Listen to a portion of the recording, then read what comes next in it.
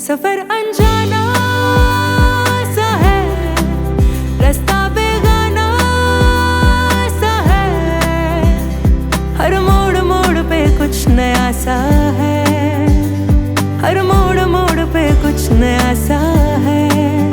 सफर अनजाना सा है, रास्ता बेगाना सा है, हर मोड़ मोड़ पे कुछ नया सा है, हर मोड़ मोड़ पे कुछ नया सा है।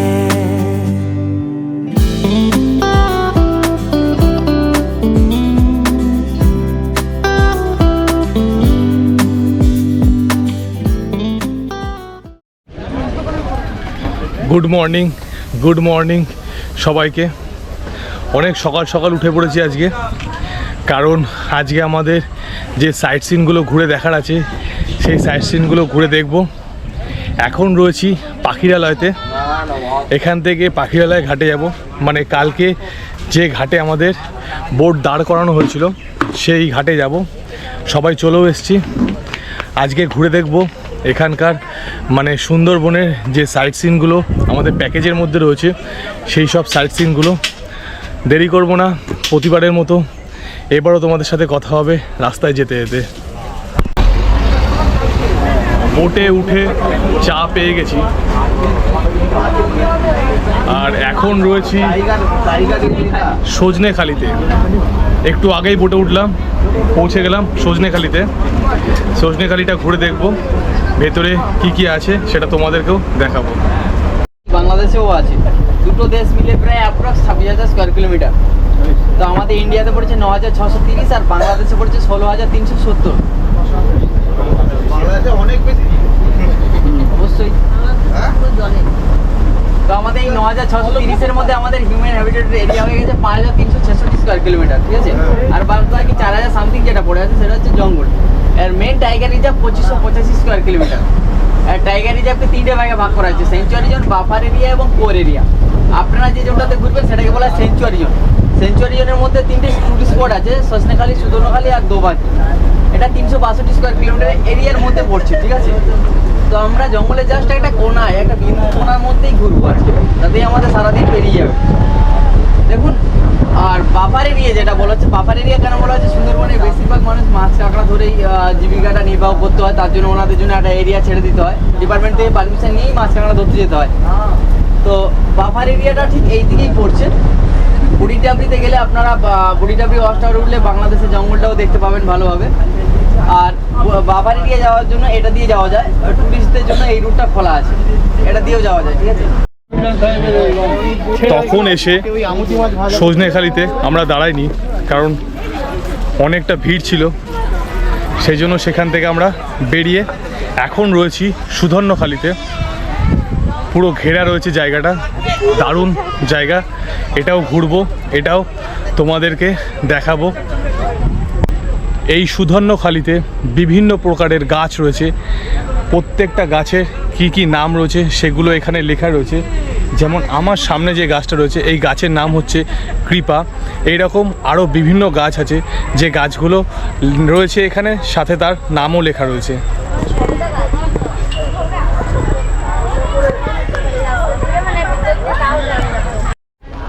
এখন একটা ওয়াচ টাওয়ারে দাঁড়িয়ে রয়েছি, ওই দিকটা বাংলাদেশের কিছুটা সীমানা রয়েছে, সেইখানেই দেখছি।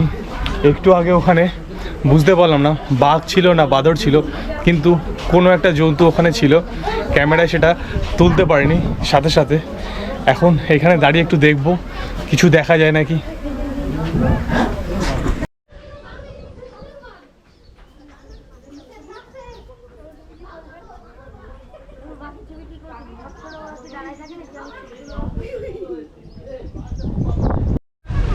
এখন রয়েছি সুধর্ণখালিতে। বললামই সুধর্ণখালিতে এসেছিলাম বাঘ দেখার জন্য, কিন্তু বাঘের দেখা আমরা পেলাম না কেউই। তাই এখান থেকে আবার বেরিয়ে যাচ্ছি আমাদের অন্য আর একটা গন্তব্যে। দেখা যাক সেখানে কি দেখা যায়, বাঘ, হরিণ নাকি অন্য কোনো জীবজন্তু। सफर अनजाना सा है, रास्ता बेगाना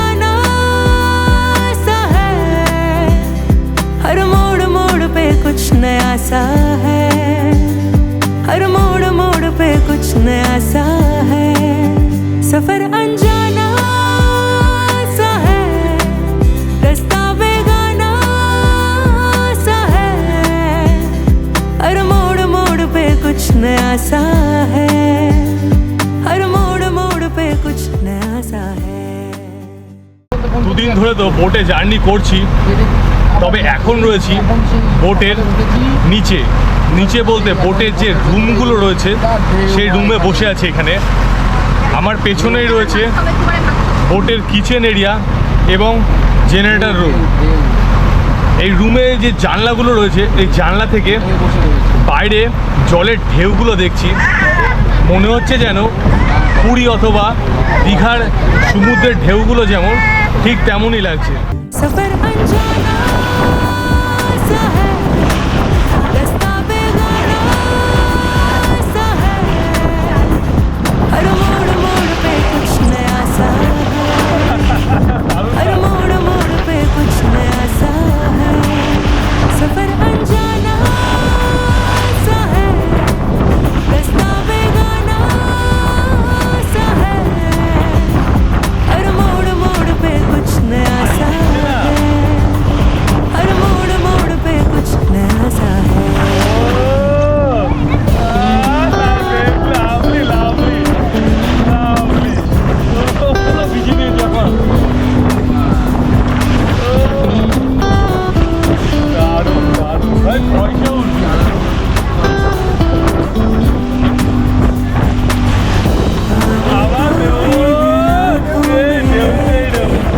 चल पड़ी राह पे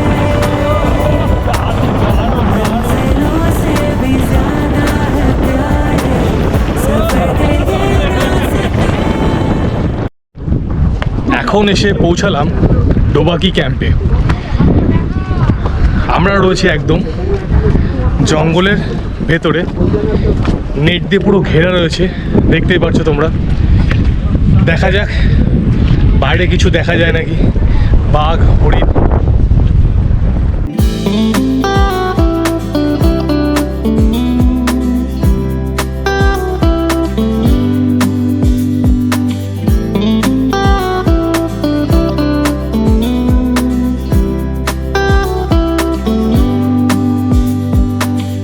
ख्वाबों को इन आँखों में लेके चल पड़ी राह पे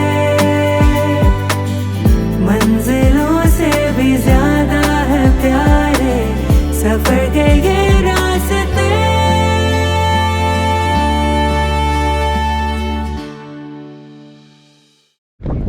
এখান থেকে নিচে দেখা যাচ্ছে বাঘের পায়ের ছাপ।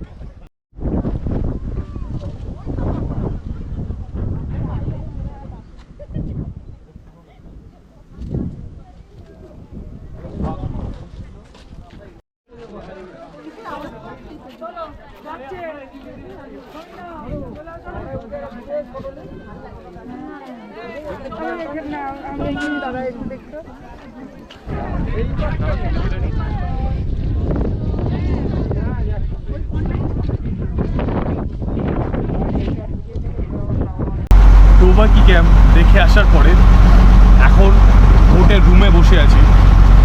ডোবাকি ক্যাম্প খুবই সুন্দর একটা জায়গা। বাঘের দেখা তো আমরা পাইনি কেউই, তবে হরিণের দেখা পেয়েছি। হরিণের ছবি আমি আপলোড করেছি ইনস্টাগ্রাম প্রোফাইলে। তোমরা যারা যারা এখনও ইনস্টাগ্রাম প্রোফাইলটাকে ফলো করোনি, অবশ্যই গিয়ে ইনস্টাগ্রাম প্রোফাইলটাকে ফলো করো। আর এখন এই রুমে বসে থাকার কারণ হলো, ডোবাকি ক্যাম্প যখন গেছিলাম তখন জলের ঢেউটা খুব দুর্দান্ত লাগছিল। সেই জন্য এখনও এই বোটের রুমে বসে আছি, যাতে জলের ঢেউটা ভালো লাগে আর এই ঢেউটা তোমাদেরকে দেখাতে পারি।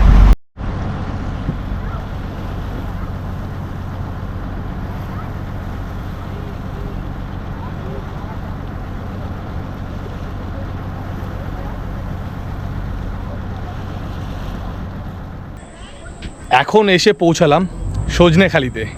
এই সজনেখালি আমাদের ভিজিট করার কথা ছিল সকালবেলা, কিন্তু বোটের দাদারা আমাদেরকে সজনেখালি সকালবেলা ভিজিট করায়নি। তার কারণ হলো তখন খুব ভিড় ছিল, কিন্তু এখন এই বিকেলবেলা সজনেখালির এই জায়গাটা খুবই ফাঁকা এখন এই জায়গাটা আমরা ভিজিট করব আর তোমাদেরকেও দেখাবো এই জায়গার ভেতরে কি আছে।